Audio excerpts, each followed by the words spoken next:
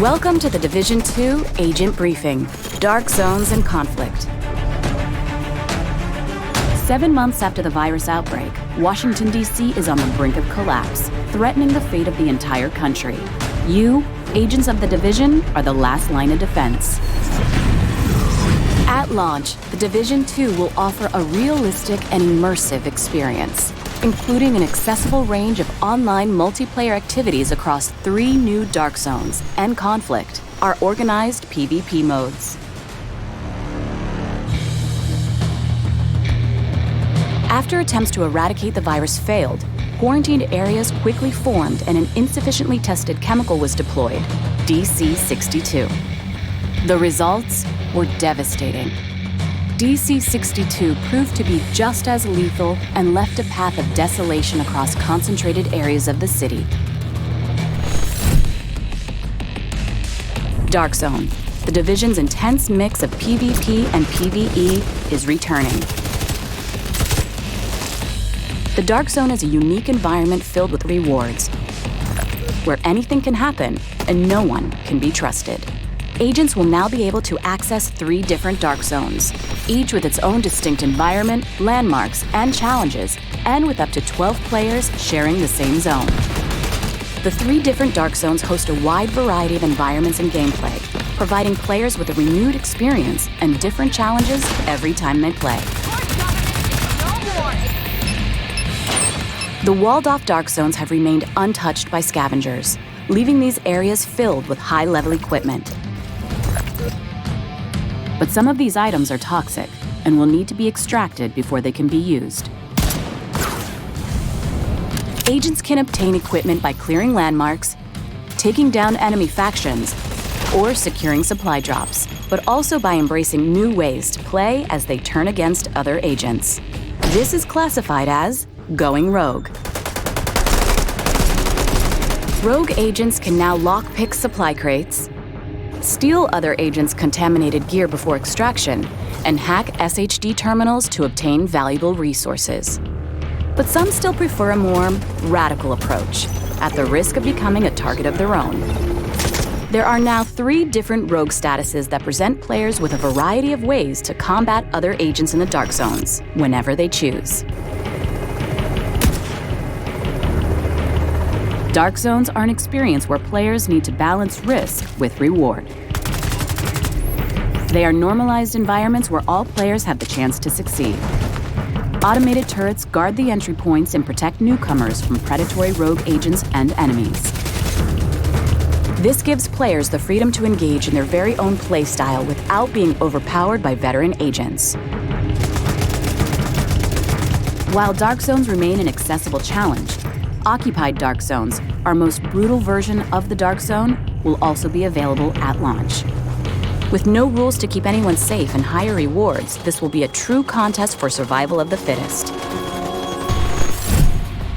Conflict, our organized PvP experience for the Division 2, will also be available at launch.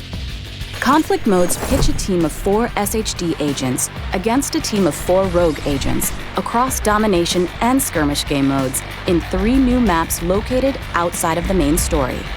These modes feature their own progression system, granting rewards that players can bring back in the main open world of the Division 2. In domination, teams battle for control of 3 capture zones. Stay in the zone with your team, or perform special actions to keep scoring and deny the zone to the opposing team, using your skills and agent toolbox wisely. In skirmish, each team aims at reducing the opposing team reinforcement to 0. This mode supports intense and highly tactical engagements where communication is the key to victory when aiming for the top of the leaderboard. The Division 2's Conflict and Dark Zones experience will continue to evolve as part of our commitment to post-launch, and players can look forward to new areas and new modes in the coming months. You will decide how you will want to achieve your mission, as a team or standing alone. Agents, welcome to the Division 2.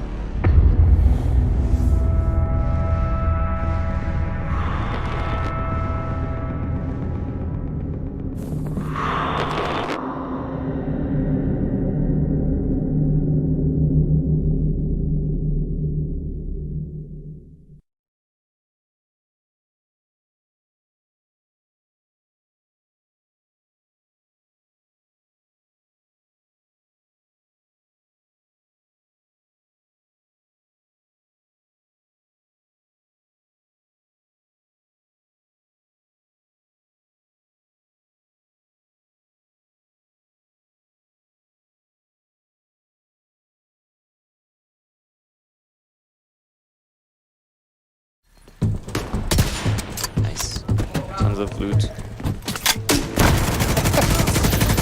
Oh. The Dark Zone. It's lawless. It's lucrative. It's plural? That's right. In the Division 2, there are 3 distinct Dark Zones, each claiming its own unique neighborhood of Washington, D.C., and each with its own stories to tell. She needs help. That yellow shit is blowing all over the place. You want to be next? They are dangerous places where you can hunt and be hunted by both enemy factions and other players. And the dynamics are evolving to give you new reasons to go rogue and more ways to score sweet gear. Initiating rogue protocol. But the Dark Zones aren't the only multiplayer option we checked out. We also went a few rounds with the new organized PvP modes. Here's what we learned. Crime pays. There's a new way to go rogue for fun and profit in the Dark Zone. Become a thief. Break into a locked chest or steal the entire contents of a DZ drop, and you'll earn more loot than you normally would. You'll also be marked rogue and become vulnerable to attack from your fellow agents. Watch out, there's one coming for you. But your thievery will reveal a hidden signal. Follow it by completing more rogue actions, and you can eventually unlock a secret entrance to the Thieves' Den. In the Thieves' Den, you'll have access to a special vendor with valuable wares, and you'll have your rogue status cleaned and cleared. Clean loot. Dark Zone extractions are a tempting target for players looking to go rogue and rob their fellow agents. So securing your contaminated loot is always a bit risky. However, in the Division 2, some of the loot you find in a Dark Zone will be clean. That means you can equip it whenever you like, and you can't lose it if you die, so your DZ runs will be that much more lucrative. Normalization. If a player with powerful gear rolls up on a player with weak gear, the results could be messy. Oh, get stuck. That's where normalization comes in. In the Division 2, most Dark Zones will be normalized, which means all gear and weapon stats are brought within a narrow range, so no one totally outclasses anyone else. While you can still take your prey down quickly with a clever ambush, you now have a better chance to react, survive, and decide whether you want to retreat or push the engagement. They're flanking right. Flanking right. Got him down. Oh, no.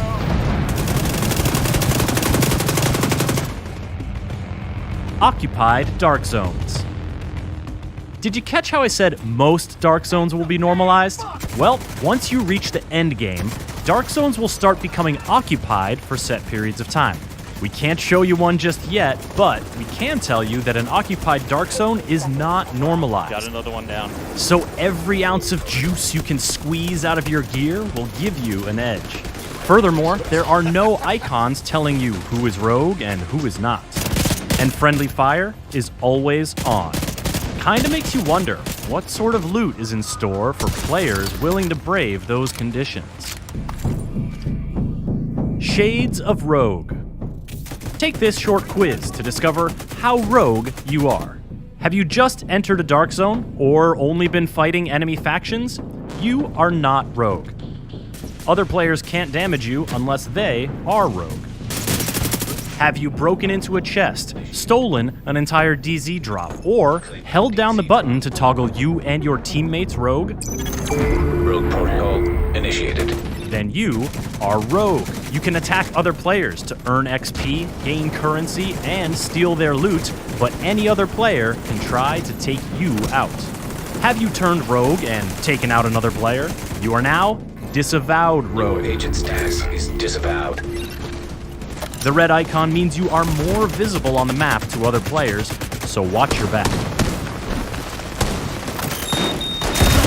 Finally, have you really leaned in to the disavowed rogue thing and killed a bunch of other agents?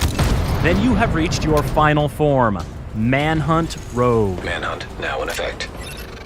All players are alerted to your presence. The bounty on your head is sizable. Knowing the 4 Dark Zone states is essential to living your best Dark Zone life, as is knowing how to clear them. Letting your timer expire without performing rogue actions. Visiting the Thieves' Den. Dying and respawning. or hacking a Manhunt terminal are reliable ways to get clean.